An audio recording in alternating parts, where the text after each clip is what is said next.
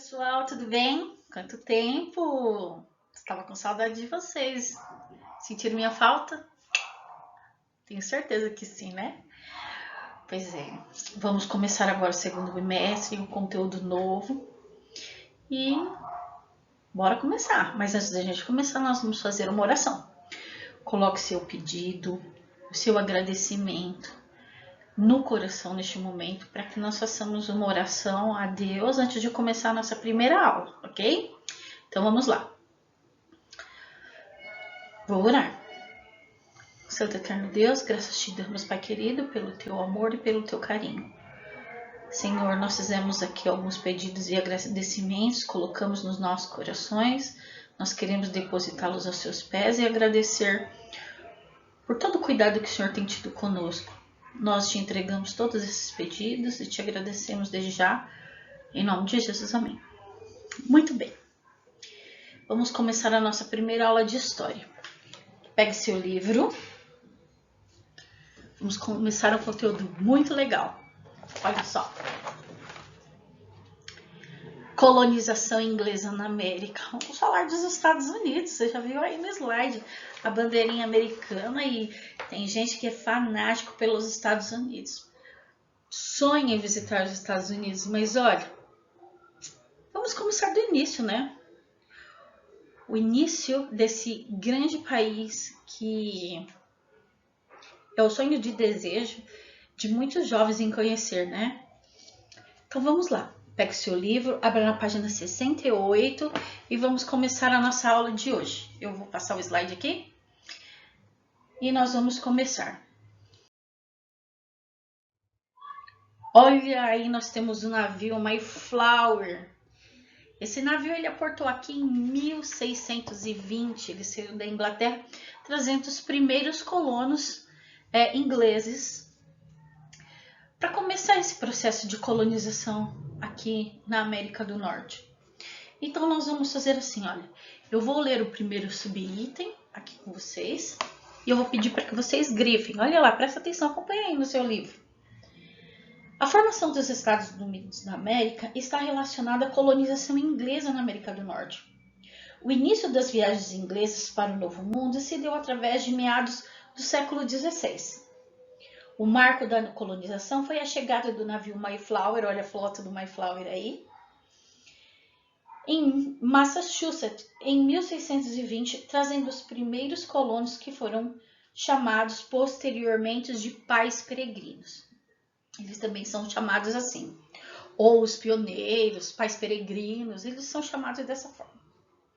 Eles fugiram de um contexto político e religioso inglês e para eles a América do Norte representava um lugar de novas possibilidades, onde pudessem viver livres dos conflitos religiosos que marcavam a Inglaterra no período.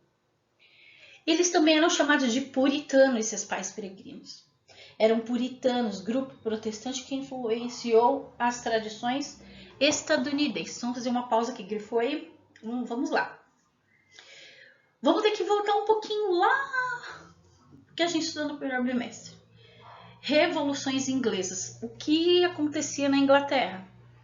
Um governo absolutista que fazia perseguições religiosas, aumentava os impostos quando o rei queria, fazia prisões arbitrárias e a burguesia inglesa, farta dos desmandos monárquicos, promoveu duas revoluções. Lembra?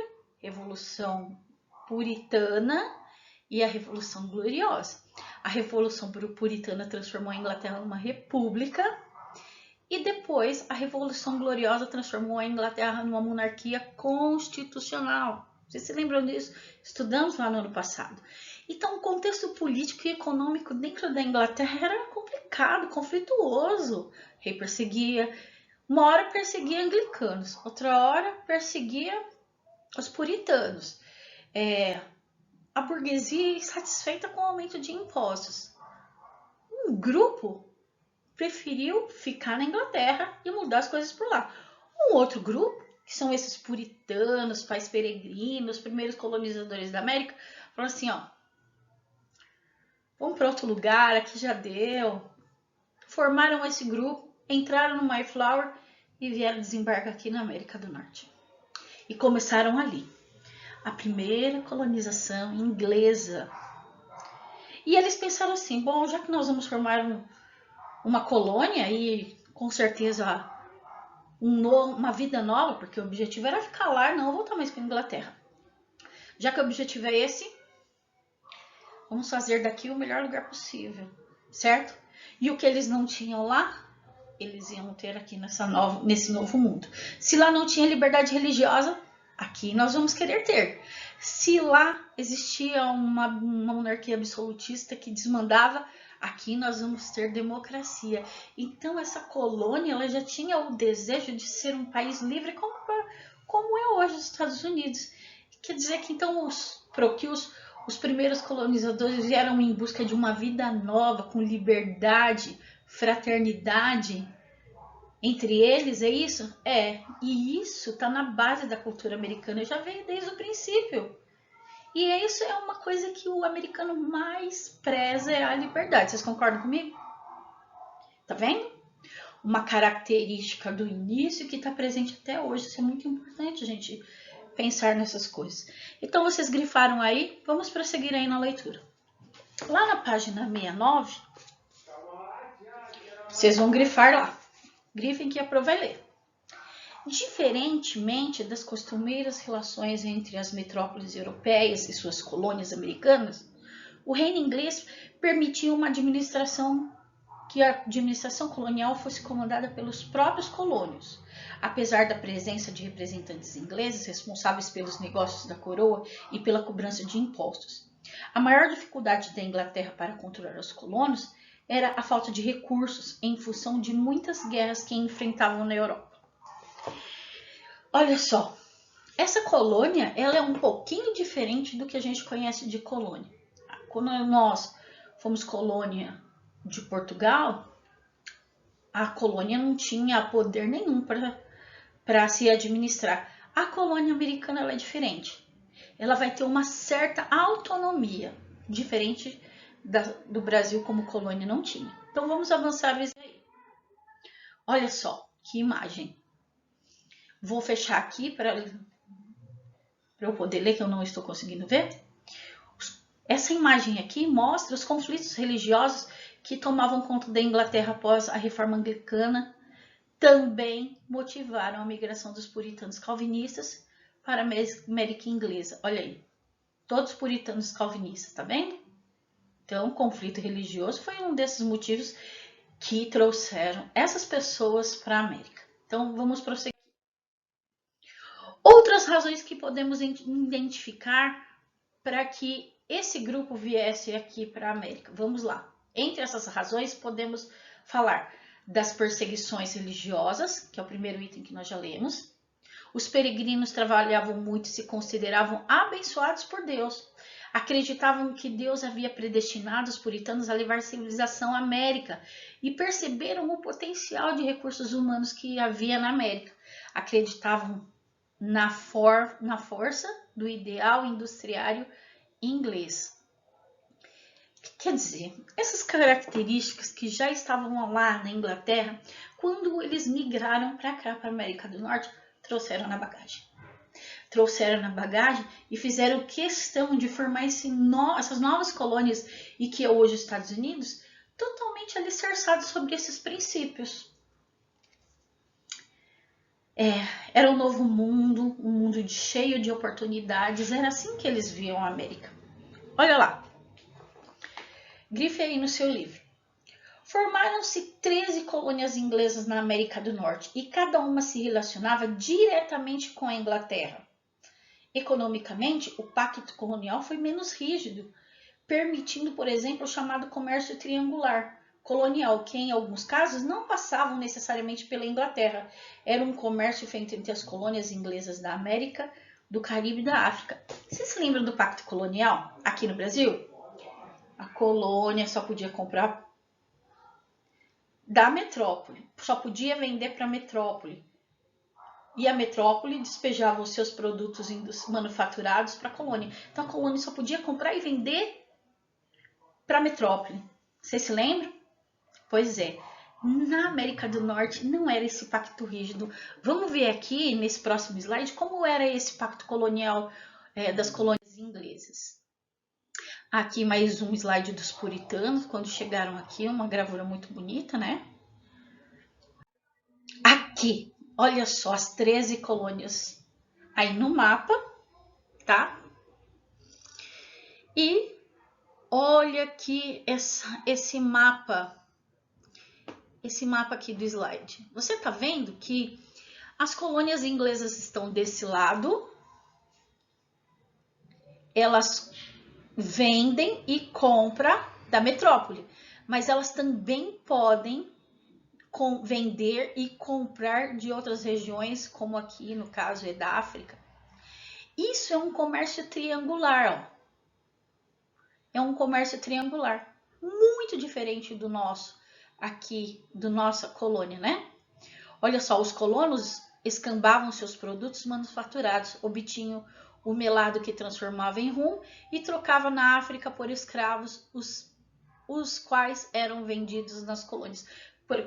Então, eles faziam o melaço aqui na América do Norte, levavam o rum para a África e trocavam o rum por escravos que eram trazidos agora para a América para trabalhar nessas colônias das 13 colônias. É um negócio bem diferente, né? Eles tinham uma certa autonomia.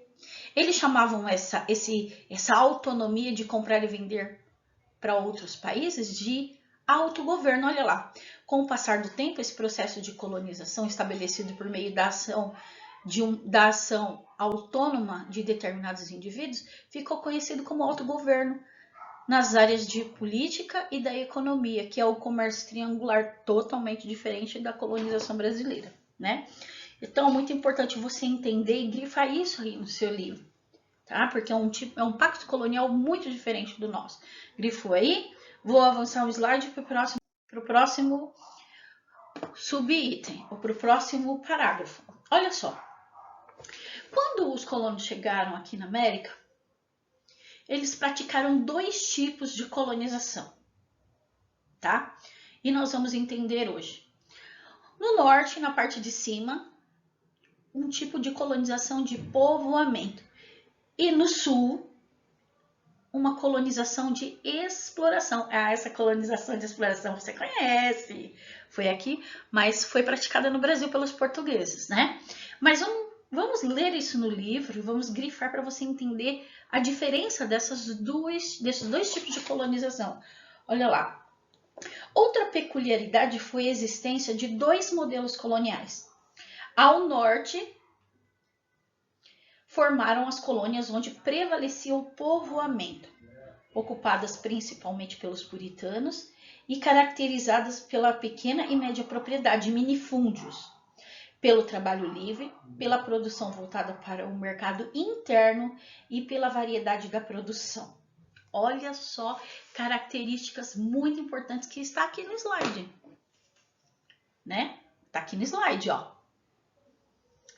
O uso da mão de obra livre permitia a formação de comércio diversificado, beleza? Então, eles vieram para povoar e ficar. Então, essas são características importantes de uma colônia de povoamento. Agora, no sul dos Estados Unidos, na região mais quente, aí foi de exploração. E a de exploração você conhece muito bem, né? Olha lá. Grifa no livro, que aprovei ler aqui. Continua grifando, olha lá. Aqui, ó, nesse parágrafo aqui no meio. Ao sul foram estabelecidas as colônias onde prevalecia a exploração, que assim como no Brasil, caracterizavam por grandes propriedades ou latifúndios, produzindo essencialmente para exportação, não para o consumo interno, para exportação, em geral um único produto em grandes áreas, com predomínio de trabalho escravo. Por exemplo, a produção de açúcar no Brasil foi produção de exploração. Várias áreas de terra produzindo açúcar, usando mão de obra escrava e transferindo o produto da cana-de-açúcar para o comércio exterior. Então, no norte dos Estados Unidos prevaleceu esse sistema de colonização, o de exploração. Por quê? No sul dos Estados Unidos, o clima é mais quente, mais favorável para a indústria, para a agricultura. Já o norte dos Estados Unidos é mais frio. Então, esse grupo de pessoas se dedicaram ao povoamento e diversificaram a produção, não só agrícola, mas industrial, por causa também das condições de tempo, tá? Essas duas características são importantes e elas vão ter um impacto aí um pouco mais para frente na Guerra Civil Americana, que nós vamos estudar ainda, tá? Então, aqui você entendeu colônia de povoamento e colônia de exploração, ok? Então, vamos seguir lá. Mais um slide. Olha só, pessoal, você está vendo aqui, ó, copie esse texto no caderno. Não temos estes detalhes no livro, tá? Guerra dos 7 anos. Por enquanto, até esse momento que nós estamos estudando, os colonos ingleses tinham tudo que eles precisavam, certo? Tudo tranquilo. Só que esse autogoverno, esse comércio triangular, essa liberdade, essa tranquilidade não vai continuar do mesmo jeito. Por quê? Por causa da Guerra dos 7 Anos. O nosso livro, olha o que ela fala sobre a Guerra dos 7 Anos. Olha só, no 4º parágrafo da página 69. Aproximadamente 130 anos após a chegada dos primeiros colonizadores, uma guerra entre a França e a Inglaterra fez com que a relação entre os ingleses e seus colonos na América sofressem mudanças. Apesar da vitória inglesa em um conflito que ficou conhecido como Guerra dos 7 Anos, que teve como um dos seus grandes objetivos o domínio de regiões de exploração colonial, o desgaste econômico foi muito grande. Isso fez com que governos ingleses endurecessem o controle sobre as colônias. Várias das condições econômicas que diferenciavam o relacionamento entre a Inglaterra e as 13 colônias passaram a ser pautadas pela rigidez e pelo aumento da exploração. Essa mudança de postura é destacada pelos historiadores como o principal fator dos movimentos de resistência colonial culminando no processo de independência. Você precisa grifar esse parágrafo inteiro.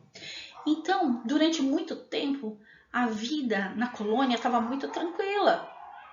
Mas a Guerra dos 7 Anos na Europa vai fazer essa situação mudar. Por quê?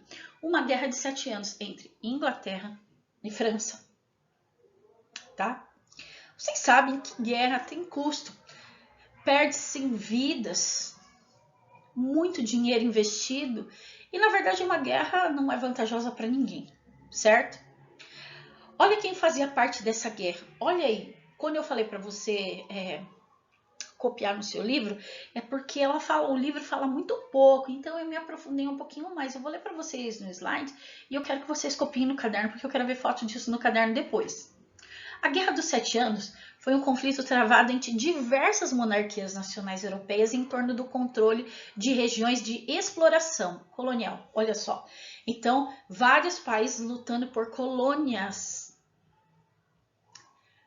De um lado, França, Áustria e seus aliados, Saxônia, Rússia, Suécia e Espanha. De um lado.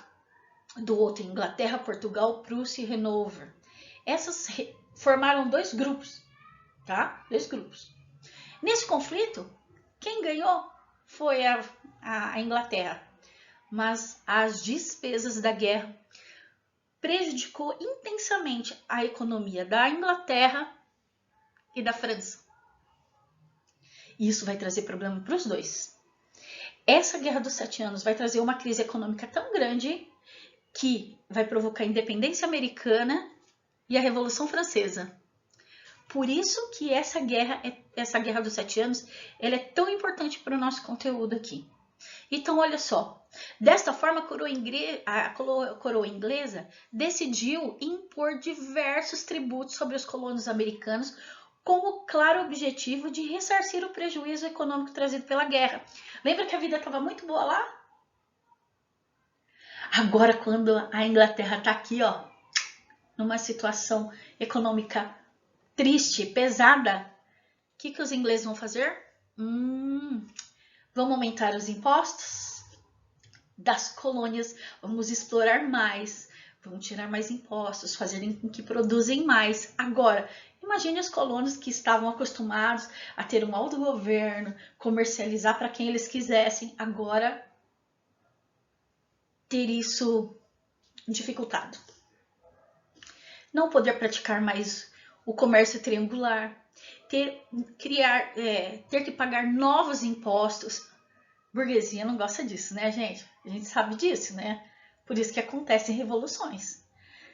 E é justamente isso que a Inglaterra vai fazer depois que acabar essa guerra.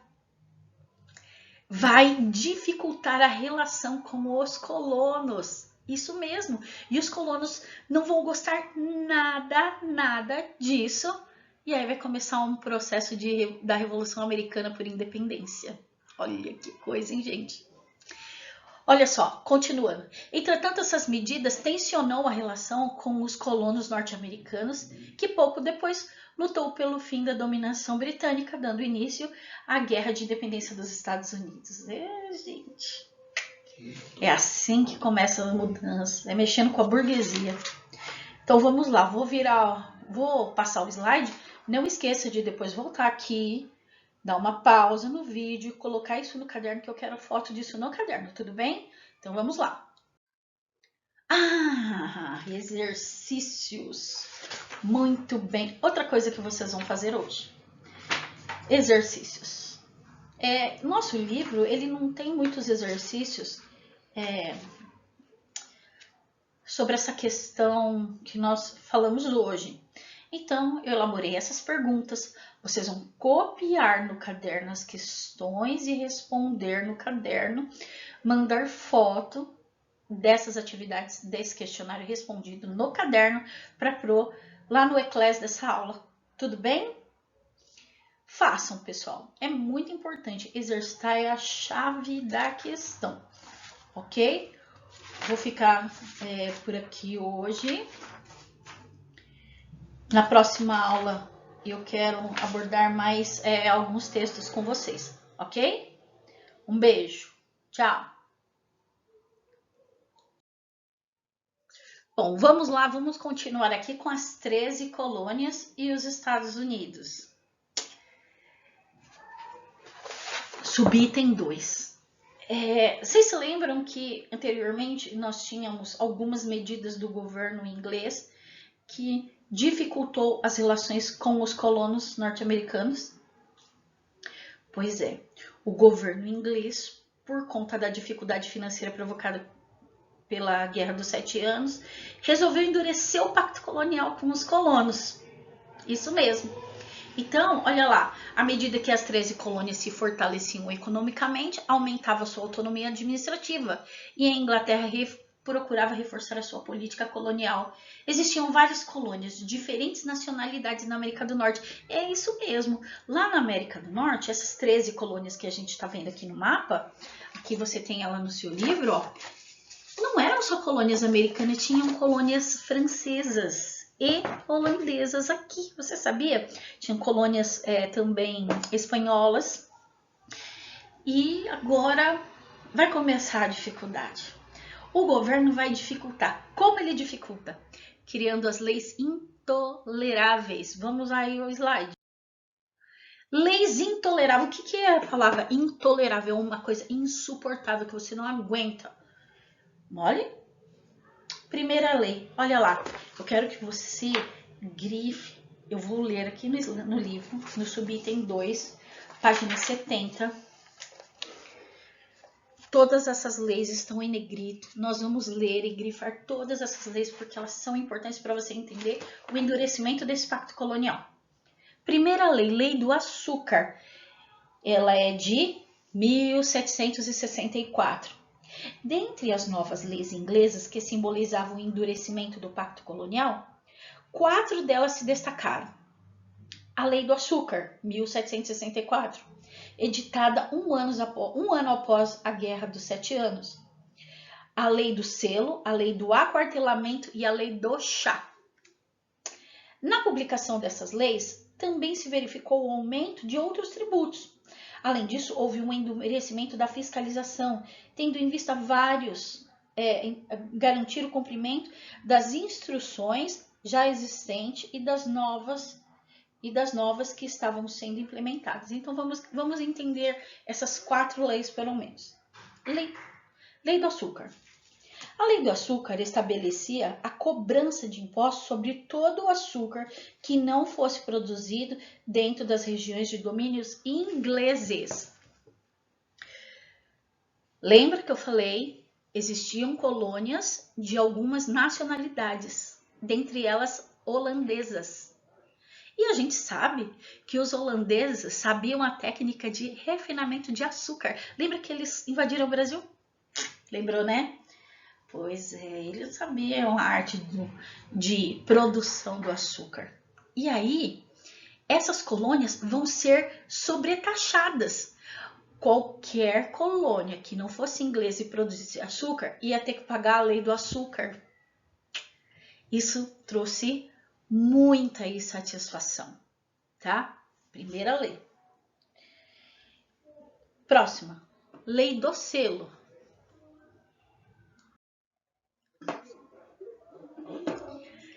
Lei do selo. Grifem aí. A lei do selo, por sua vez, estabelecia que jornais, panfletos, livros, revistas, enfim, qualquer material resultante de impressão fosse selado. Esse não seria um problema se cada selo fosse fornecido pelo governo inglês, a um preço que, apesar de não ser tão significativo, simbolizava uma nova e incômoda mudança de tratamento da metrópole com sua colônia. Olha a imagem da lei do selo aqui no slide antigo. Agora você imagina, todas as publicações, jornal, revista, panfleto, livro, tudo tinha que vir com o selinho inglês. Lógico que esse selo custava centavos. Agora, faz centavos vezes milhões de exemplares. O que você tem? Você tem um montante de milhões de impostos. Entendeu? Era mais uma forma de exploração e isso era intolerável para os colônios. Isso incomodava demais um grupo de pessoas que queriam liberdade. Já saíram da Inglaterra para ter liberdade e deixar de ser explorada. Agora que eles estavam aqui bem e iam voltar a ser explorados novamente, entendeu? A lei do selo. A próxima lei, olha lá, grife também a lei do aquartelamento. Quando você fala a palavra aquartelamento, você lembra do quê? De quartel, não é? Quartel? Isso mesmo. O que é um quartel? Lugar onde ficam os militares, o exército. Ali eles dormem, eles tomam banho, eles se trocam, eles se alimentam. É ali que eles ficam aquartelados, tá? Pois é. Esse daqui é um imposto que mexe um pouco com o orgulho do colono. Olha só, grife aí que eu vou ler. A lei do aquartelamento impunha aos colonos o fornecimento de alojamento e da maioria dos recursos exigidos para a manutenção das tropas britânicas em áreas coloniais. Em outras palavras, os colonos deviam arcar com os custos da manutenção da estrutura que os mantinham dominados. Ou seja, os colonos tinham que prover dormitório, roupa, alimentação para o exército que ia controlá-los. E a mesma coisa que você colocar um fiscal da prefeitura dentro da sua casa, sabendo que ele vai te tributar, que ele vai arrancar dinheiro da sua família. Você ia gostar de ter que dar casa, comida e roupa lavada para alguém que vai te prejudicar? É mais ou menos isso. Isso é um absurdo. É inaceitável uma coisa dessa, por isso intolerável. Entendeu? Olha lá. Impunha aos colonos o alojamento, alimentação e outros recursos necessários para o exército inglês. Lembrando que o exército estava nesse território para fiscalizar o cumprimento das leis sobre os colonos. É demais, não é? Vamos para a próxima lei. Lei do chá. Lei do chá, 1773. Grifem aí. finalmente a lei do chá. Eliminava toda a intermediação colonial no comércio do chá importado das Índias, ao conceber a uma companhia inglesa o direito exclusivo desse comércio. Vamos lá. Lembra que eles viviam um comércio triangular? Os colonos ingleses poderiam comercializar com outros países, por exemplo, eles compravam o chá direto da Índia. Podia, comércio triangular permitia. Só que o governo inglês teve uma boa ideia. A partir de agora, não pode mais. Com a lei do chá, sabe o que eles criaram? Um intermediário. Sabe o que é esse intermediário?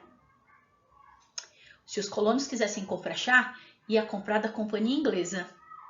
A companhia inglesa pertencia ao governo. E a companhia inglesa ia comprar dos indianos o chá e ia revender por um preço muito maior para os colonos americanos. Quer dizer, os colonos não iam mais comprar o chá direto do produtor com um preço melhor, eles iam ter que acabar pagando mais caro. E chá faz parte da cultura dos ingleses. Eles agora não tomam chá com uma gotinha de leite à tarde. Fazia parte da culinária deles. E isso foi muito ruim. Eles ficaram tão revoltados, que você está vendo essa imagem aí que a Pro colocou no slide? Você está vendo que tem um monte de gente em cima de um barco e está jogando algumas caixas, algumas coisas que parecem caixas, né? Um pacote no mar. Vocês estão vendo? Sabe o que é isso? Chá. Pacotes de chá. Eles invadiram os navios da companhia inglesa e jogaram todo o chá da companhia inglesa no mar. Isso foi uma revolta.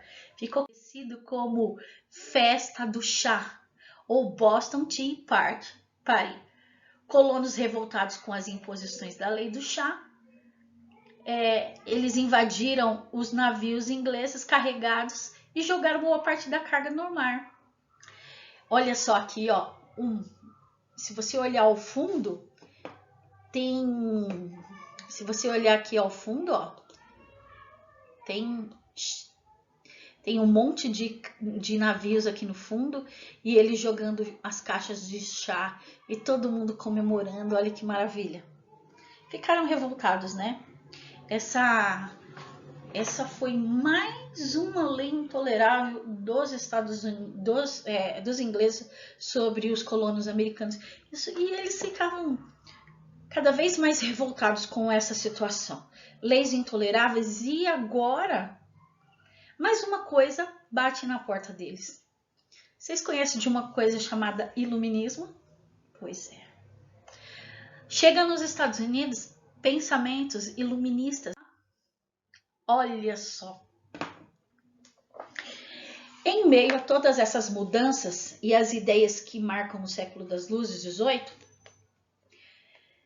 ele se espalha pela América, questionando a centralização das características do antigo regime, defendia uma postura que marcaria pouco tempo depois a Revolução Francesa.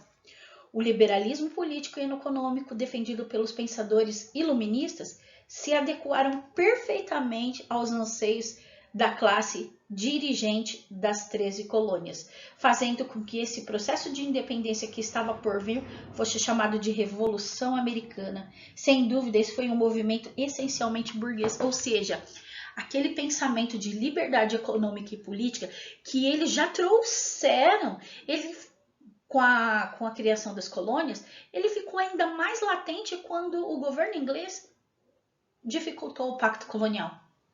Então, os burgueses daquelas colônias entenderam que não dava mais para continuar sendo colônia. Eles precisavam começar um novo processo. Que processo é esse?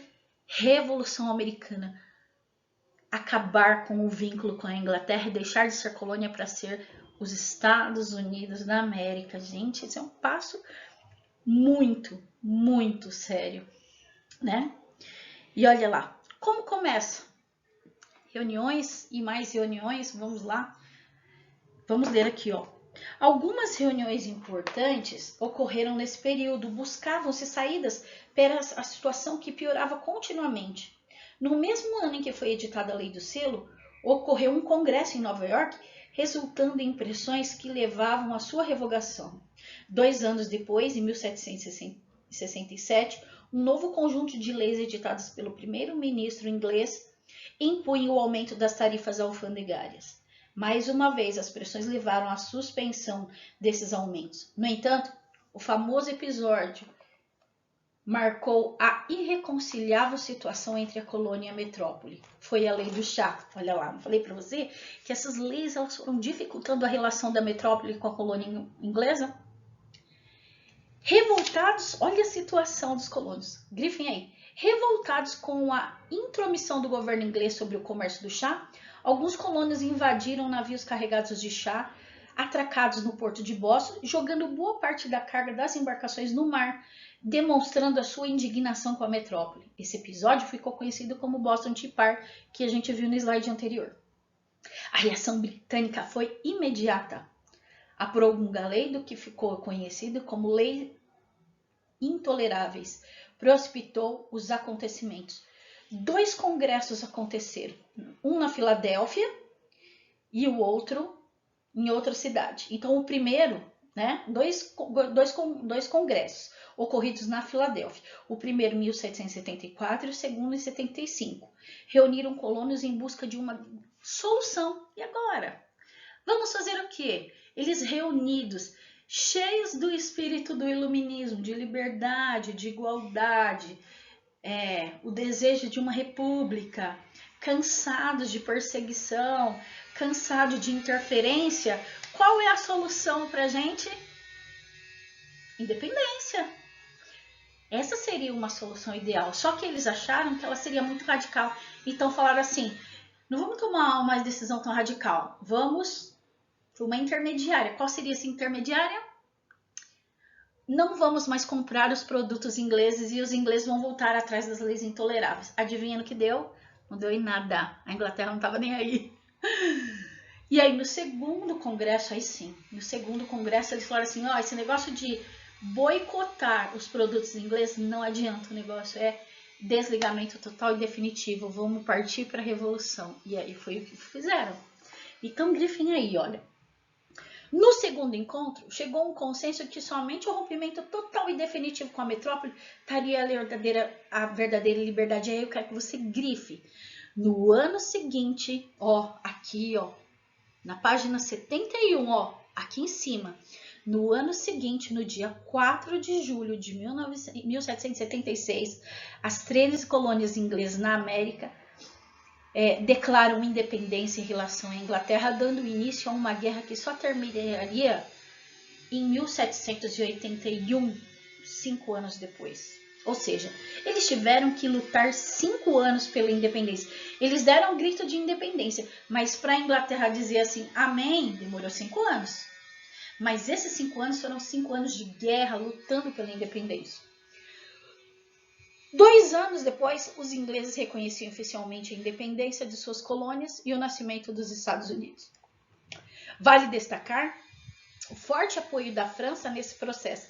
Olha o recalque aqui, hein? Presta atenção. Vale destacar o forte apoio da França nesse processo de luta pela independência. Vários soldados franceses guerrearam ao lado das tropas coloniais. Os elevados gastos da guerra colocaram a França em uma situação econômica difícil e, segundo a maioria dos estudiosos, as consequências dessas dificuldades foram fatores que ajudaram a desencadear o processo revolucionário da Revolução Francesa. Fala, mas o que os franceses tinham a ver com os ingleses? Simples. Lembra da Guerra dos 7 Anos? Quem ganhou? Muito bem, Inglaterra. Você acha que a França gostou de perder áreas coloniais? Que ela esqueceu? Ou ela ficou com um sentimento de revanche? Um gostinho de eu vou dar o troco? Ficou. Na Revolução Americana, sabe o que a França fez? Vou ajudar os colonos ingleses se desvincular da Inglaterra para a Inglaterra sofrer. Só que o tiro saiu pela culatra. Ajudou? Deu certo? Deu. Mas, de novo, a França gastou dinheiro com guerra sem poder e ficou mais endividada ainda. O que vai acarretar na Revolução Francesa. Gente. Você vê como uma coisa tá ligada à outra? É isso mesmo, história é assim. Por isso que a gente tem que analisar todos os fatores, porque eles estão ligados como um elo de uma corrente. Vocês entenderam aqui? Muito bem. Então vamos avançar aí, vocês. Aqui. Eu quero que vocês façam esse exercício também, página 72, além daqueles exercícios que eu já havia pedido para vocês, ok? É isso aí, pessoal. Um beijo. Até a próxima aula. E não esqueçam de mandar imagem das atividades que a Pro pediu, tá bom? Fica com Deus, se cuidem. Até a próxima aula.